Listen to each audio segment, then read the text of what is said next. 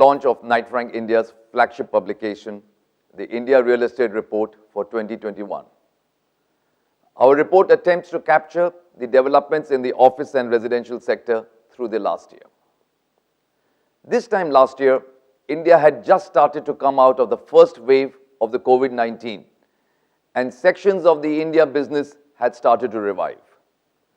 However, even before this growth could settle, India was hit by the far deadlier Delta variant. The second wave set back the growth yet again. It had a greater number of casualties and from an economic perspective, weakened the sentiments. However, interestingly, the real estate sector witnessed an unexpected fallout of the pandemic, a paradigm shift in the attitude of the end users for residential properties. The residential sector saw a growth after consistent slowdowns over 7 years. The sales volumes have now grown substantially over the last 5 quarters, mostly because of the change in the viewpoint of the end users, who perhaps due to the uncertainty caused by the pandemic, started gravitating towards security of home ownership. Ownership of home does provide a strong sense of stability. This was, of course, aided by the decadal low home loan interest regime, the rise in household incomes and saving rates, as well as demand stimulant measures undertaken by some state governments. The resurgence started with Mumbai and Pune soon after the rebate on stamp duty was introduced in Q3 2020. However, as demand started to pick up, the momentum continued even without the SOPs. And this phenomena has now spread across all our major markets. Whilst the residential segment witnessed strong growth, the office sector was a mixed bag.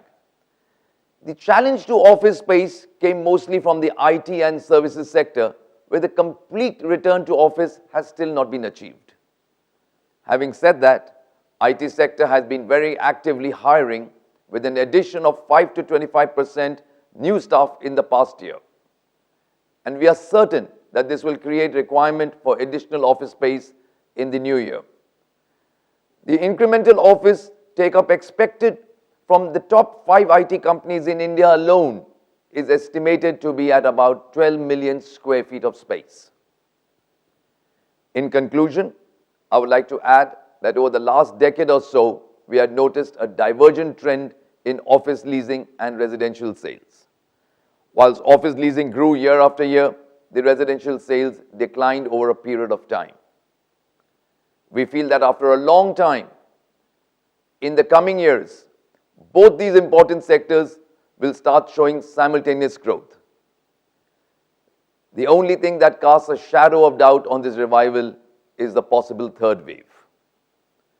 To discuss this and to take you through the developments of the past year, I am pleased to share the panel of Knight Frank experts who over the next 30 minutes will discuss the same. Mr. Ghulam Zia, our Senior Executive Director, joined by Mr. Viral Desai, Executive Director Transactions, and Ms. Rajni Sinha, Chief Economist and National Director of Research. Over to the panel now.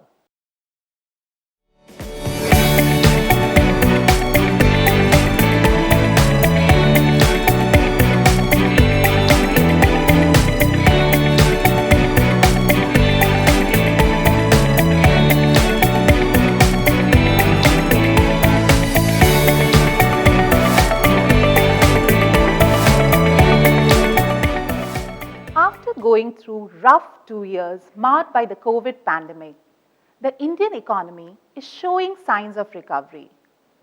Most economic indicators have either breached pre-pandemic levels or reached close to those levels.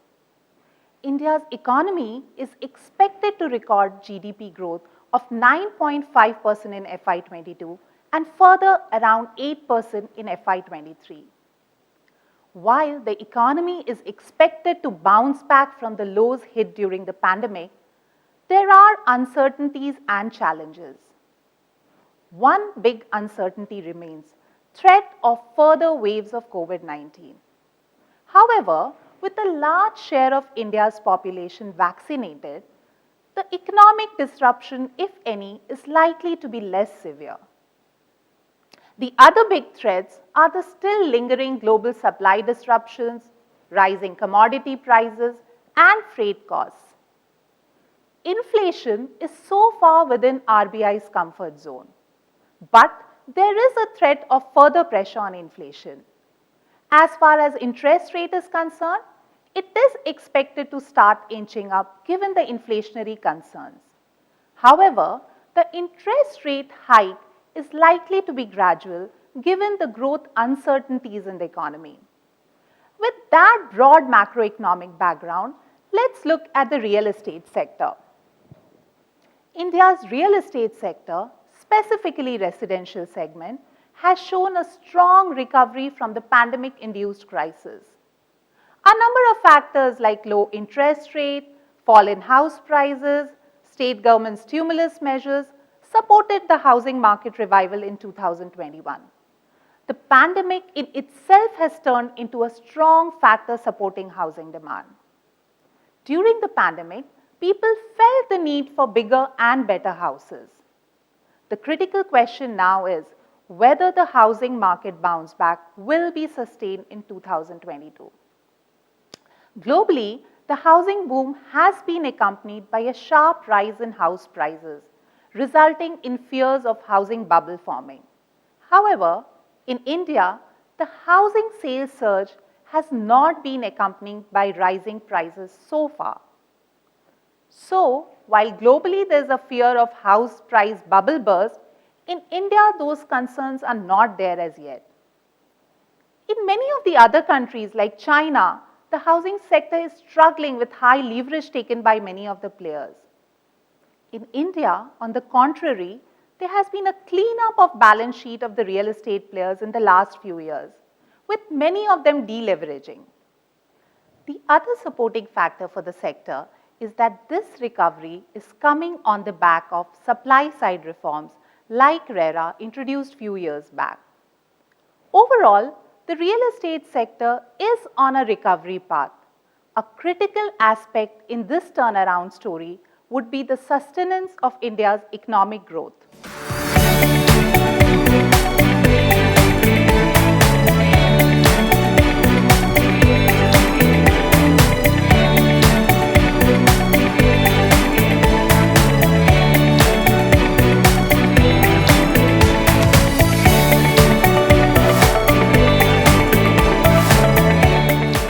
Office market has been seeing a gradual recovery post the second wave of COVID-19. During the year, we saw occupiers going through phases of work from home, hybrid model, and return to office. Office transactions in 2021 were broadly at the same level as 2020, with leasing recorded at 38.1 million square feet. Now, this number would have been higher had the threats of Omicron not loomed large in the last quarter of 2021. Occupiers were bullish about the growth and return to office. Quarter 3 and 4 together saw leasing of close to 26 million square feet, which was more than double of what we saw in the first half of the year. Bangalore, which has consistently been the largest office space market, continued to dominate with leasing in excess of 12 million square feet in 2021.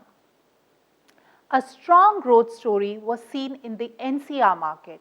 Here, the transactions grew by over 38% YOY, with about 6.5 million square feet of office space transacted in 2021. An analysis of the NCR market shows this bounce back was driven by the rising demand for flex spaces. This has prompted the co-working operators to expand their footprint. Co-working spaces, now more aptly referred to as the managed office spaces, saw a significant increase at an all India level too, especially in the second half of 2021. Of the total office transactions, 28% was taken up by the co-working or managed office space segment in the last quarter of 2021. Seat take-up in co-working has shot up, with around 83,000 seats taken up in 2021. But participation from the traditionally large occupiers category, the information technology sector, was relatively subdued. About 10 million square feet was taken up by information technology sector in 2021. The share of the sector in office leasing has reduced to 28% in 2021 from 38% in 2019. Now, our firm belief is that this slowdown in the space taken up by IT sector is temporary. Based on just the hiring by top 5 information technology companies in the last 18 months, we estimate that there will be additional leasing demand close to 12 million square feet going forward. The factors that are favorable for Indian office market, like relatively lower rentals and the huge talent pool, remains intact. With that in mind, there is therefore merit in understanding the supply side of office space story. Total new office space added in 2021 was 38 million square feet, 9% higher than 2020 level. This supply is marginally higher than demand and will play an extremely important role in servicing the pent-up office demand as it hits the market in the next few quarters. The office market has been tenant-friendly for the last 8 quarters. The rentals, after falling during the peak of the crisis, were observed to be stabilizing towards the end of the year. So finally, my main takeaway from the office space story is that 2022 is well poised to see sustainable growth in the office segment, assuming we don't get hit by further severe waves of COVID. With India's economic growth improving and given the strategic position that India enjoys in the global services sector, there are strong indications of office space market reviving. This is being corroborated by strong hiring seen in the information technology sector in the last few months.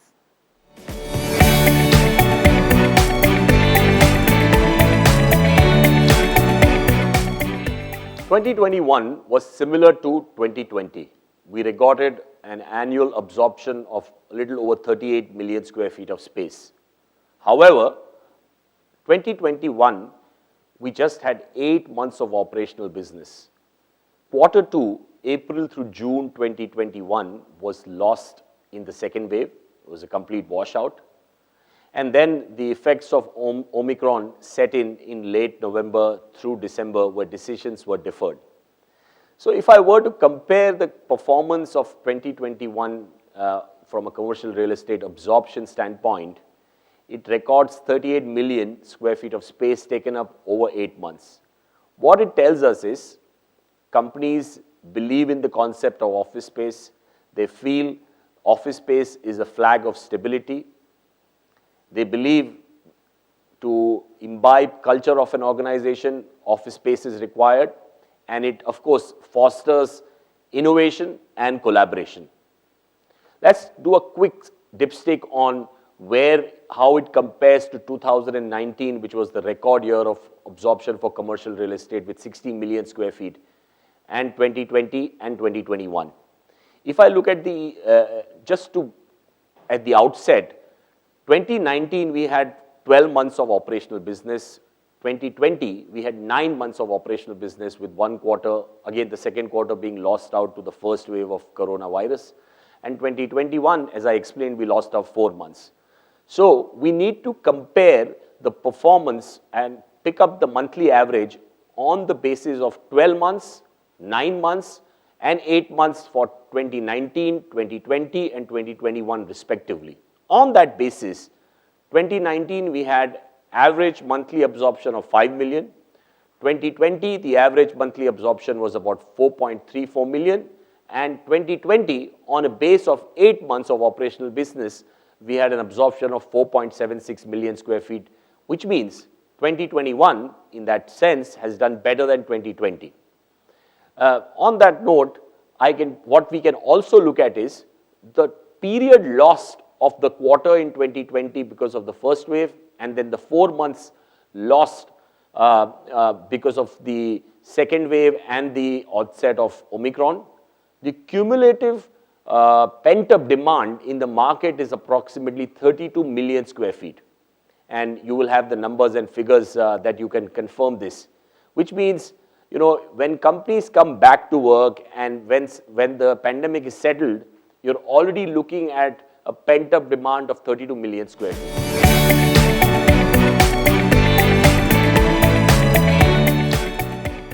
What we can infer of 2021 commercial real estate market in India is companies continue to take up space, and they've signed up close to 38 million square feet of space across 8 operational months of business. The market was clearly a tenant-favorable market and great bargains available for occupiers who were willing to take up space. Landlords were largely flexible, except there was premium to be paid in CBD markets for premium properties.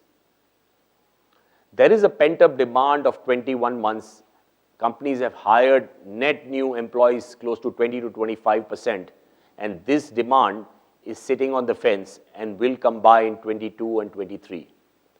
There is a flight towards quality, and companies are looking at signing up quality office spaces. I will talk about it a little more in detail. And we are clearly in a liberated working environment, with work from home being a part and parcel of corporate real estate planning and portfolio.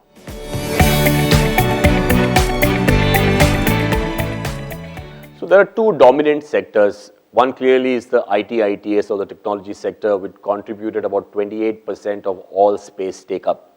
However, this contribution for 2020 was 38%. So in that sense is down by 10%.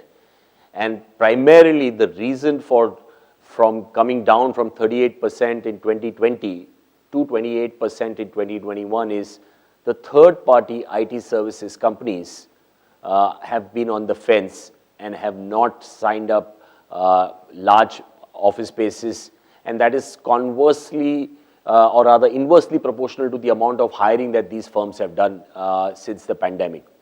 The other sector, which is a dominant sector and emerging, is the managed offices sector, which has contributed about 15% of office space take-up in 2021.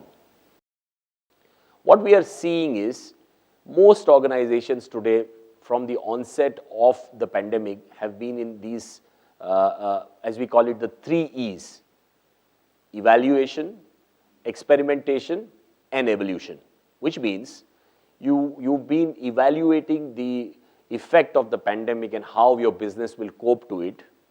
And as we speak right now, we are in an experimentation stage of having learned what the pandemic does to your business, hence to your employees, to your clients, and how you would, in that sense, look at your office space requirements. So we are in that experimentation stage, which means agile working, work from home, future of work, etc., or liberated working environment.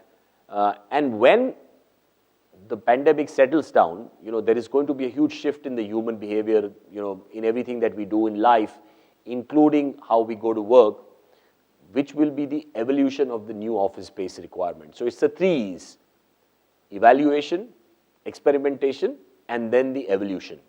Now, when we all want to know and understand what is going to happen and what are my needs going to be once this pandemic settles down, until that time, when you are in that evaluation stroke experimentation stage, you want to have an extremely agile business, agile office environment, which means your leases have to be agile, and hence managed office spaces are coming to the fore, which is coming up and filling in that gap where there are shorter leases, customized office. At the same time, you're not investing in capex. So 2 dominant themes: technology, IT/ITES, which continues to be the big factor, and then the emerging big theme is the managed office space. The top themes for office space in the new year are going to be, there's a huge flight towards quality that will be visible, where corporates would be looking to sign up quality office spaces, which means a huge emphasis on ESG, employee wellness, net zero, green power, inclusion and diversity, and looking at signing at locations which mean employee convenience. We've always seen there's been a lot of ambition towards these themes, but now you will see tangible investments being made, and there is going to be a move from ambition to execution.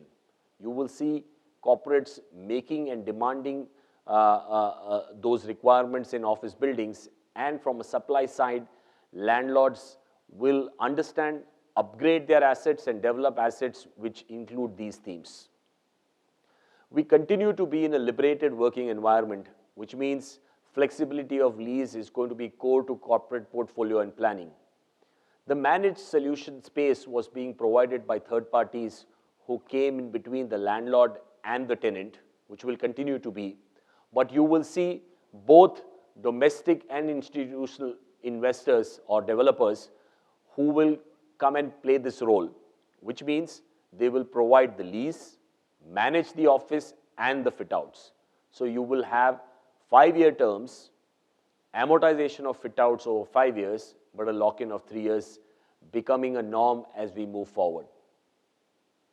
The debate on the death of office space has been raging since the onset of the pandemic. This will die down as corporates have realized over the past 21 months. Office space is a flag of stability. It fosters corporate culture, and you can innovate only when you can collaborate, and that happens in an office environment. Finally, if we have full 4 quarters of business, 12 months of operational business in 2022, we believe that we will be able to record 50 million square feet of office space, although there would be some portion which will come along as work from home.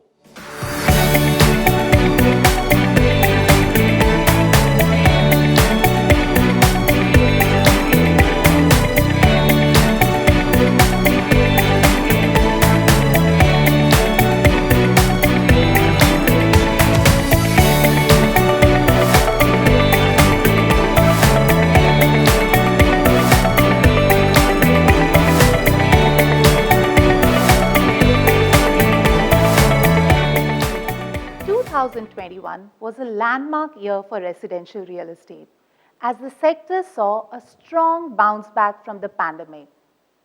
The top 8 cities recorded total sales over 232,000 in 2021, an increase of 51% over 2020. The annual sales volume in these top 8 cities are now closer to the pre-pandemic levels of 2019. Important to note that this has come after a sharp drop in sales of 31% YOY in 2020 due to the pandemic.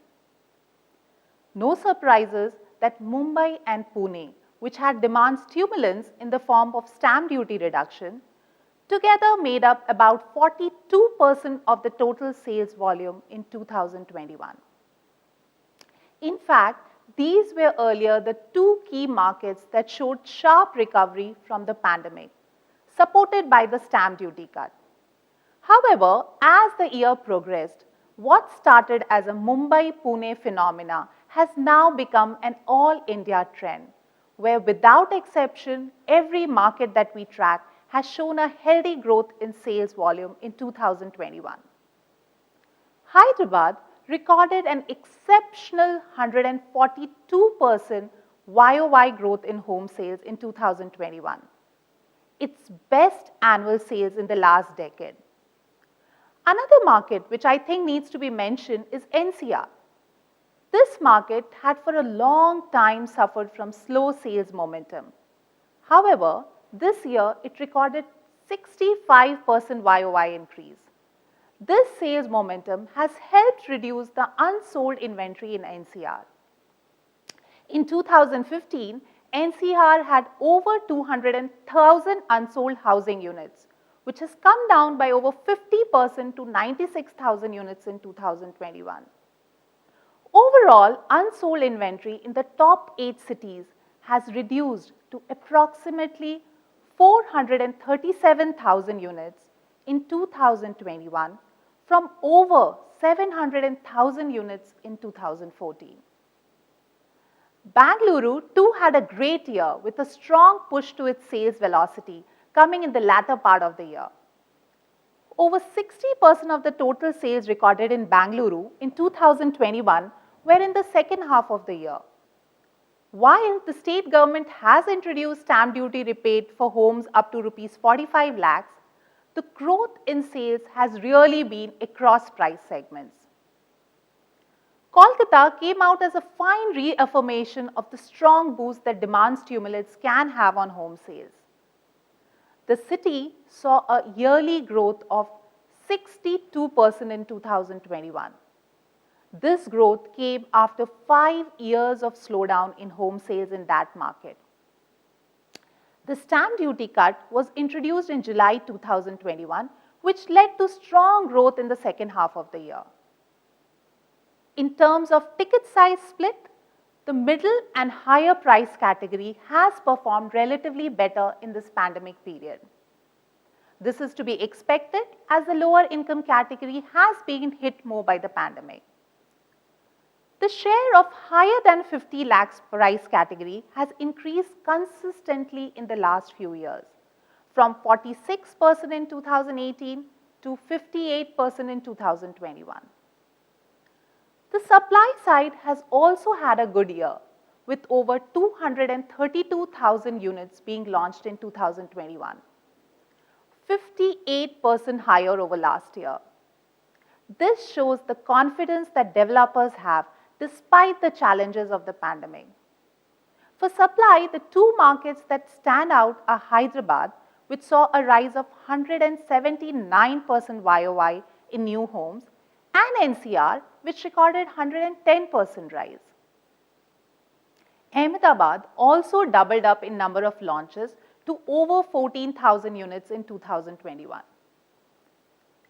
A very large part of the demand increase has come from the current stability in pricing of residential properties. After falling in the last few years, residential prices have stabilized in the last 1 year. Across the top 8 cities, prices have remained flat or seen a marginal growth in the last year. This brings me to our proprietary study of the affordability index. With prices having corrected over the past few years and home loan rates at an all-time low, the home affordability in India has improved significantly. The Knight Frank Affordability Index is calculated as ratio of EMI to income for an average Indian household. So, basically, it shows the percentage of the average household income going towards payment of EMI for home loans. The affordability index has been improving consistently over the last decade, and the improvement is across cities. For instance, for Mumbai, the most expensive Indian market, the affordability index has improved from 98% in 2012 to 53% in 2021, while for NCR, it has improved from 64% to 28% in last 10 years. Friends, you just heard my colleague Rajni talk about a bounce back in the home market of India. You must be also hearing about it for last couple of months from across various mediums, etc. The same story, that housing market is doing so well in India. I am here today to answer a few questions regarding the same. First of all, we have to understand what has gone behind this bounce back. And in a few words, if I have to explain, I'll start with what is the most important factor to me, which is the very lowest possible home loan rates that I can think of. The home loan interest actually dipped to as much as 6.5% last year. That was point number one, which compelled buyers to look at buying homes seriously. On the other side, what also transpired over last 5 to 6 years is continuously falling house price. These house prices have actually come to perhaps lowest most possible that one could ever ask for. Then on the other side, various governments, state governments also started giving SOPs to improve the sales number to encourage home buyers to come forward and buy those houses. So stamp duty cuts were declared in various states. That was point number 3. On the other side, the pandemic itself induced a new kind of a demand in the home buyers, which is because of staying back home, whether you talk about work from home or study from home. This required a new perspective to actually buy bigger houses. So all these things on the other side also were forced by a very vibrant stock exchange. A lot of money and wealth created in stock markets also was rooted into real estate. So these were a few key reasons why the home market in India bounced back in 2021. So while we are talking about a bounce back, let's also look at the possibility of one or two sectors not performing too well, and one of them that comes on top of it is the rental housing, also the co-living. These two sectors didn't perform too well because of obvious reasons. Most of them were buying, so there was no question of sharing or renting. So these were two sectors which didn't do well. Otherwise, if you look at whether it was the upper end housing or mid end housing or low end housing, or even if you're talking about across various regions in different cities, etc., everywhere the home sales was pretty democratic. Everywhere it was looking good. So net, to sum the whole discussion, housing sales actually bounced back in 2021. That, friends, brings me to the next logical question, which I am in any case hearing from various quarters. Was this performance in 2021 that we observed, was it sustainable? Is it really going to follow in 2022 as well? To answer that in a quick way, I would say that we have been watching a huge pent-up demand spread over last 7-8 years when we saw the real estate market in a huge depression. On the other side, economy was doing too well, fabulously well, as I said earlier. So we had overall a huge pent-up demand created somewhere, and that demand obviously could not be catered to in a couple of months.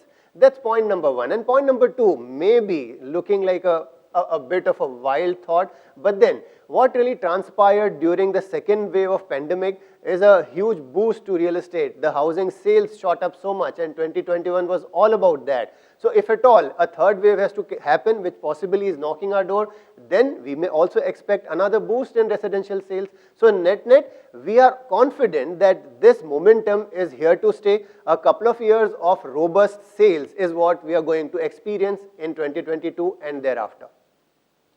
That brings us to the next question, which is about the price. And the price is something where there are a lot of possibilities. A lot of people are talking about a possible scenario of prices shooting up. Let's also look at a few of these situations, a few of these projects where good developers have offered good products at a certain premium. And that premium was absolutely experimental. Many of the buyers have come forward and have actually bought at that premium also, which means today home buyer is open to pay a slightly higher price if the product is good and the developer is reputed. But that still doesn't mean that we are looking at a price rise across the spectrum. We still have to wait and watch because, as I said earlier, this is an experimental price rise that developers are trying with. On the other side, most of the developers have taken a huge cut on their profits, so it is likely that they will try to push it up in times to come. But at least in the interim, in the short term, for a couple of quarters, at a macro perspective, we are not going to experience a large price rise. So we have to wait and watch. At least next year, we shall not see much of the price rise. That brings us to the last portion of my interaction with you, which is about a possible impediments in what can actually spoil the housing market party that we observed in 2021. Well, first of all, I would talk about the interest rates, home loan interest rates. We believe that this has already bottomed out. Going forward, home loan interest rate would start inching up because of the economic reasons.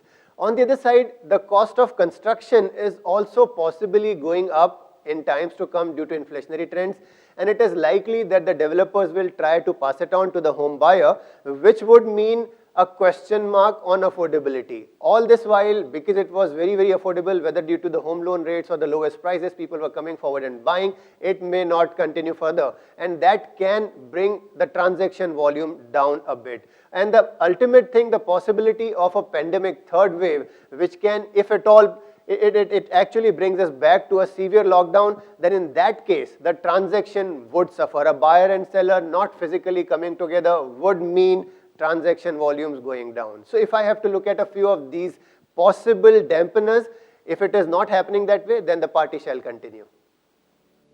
Thank you, Rajni, Ghulam, and Viral. I do hope all of you found this session informative. We at Knight Frank are hopeful for a strong year in 2022. If you have any queries on the presentation, please do reach out to us on the email ID on your screen.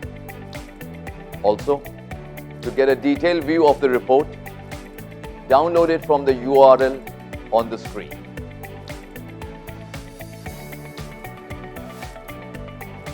Thank you so much for your time, and I do hope you and your family have a happy and safe New Year.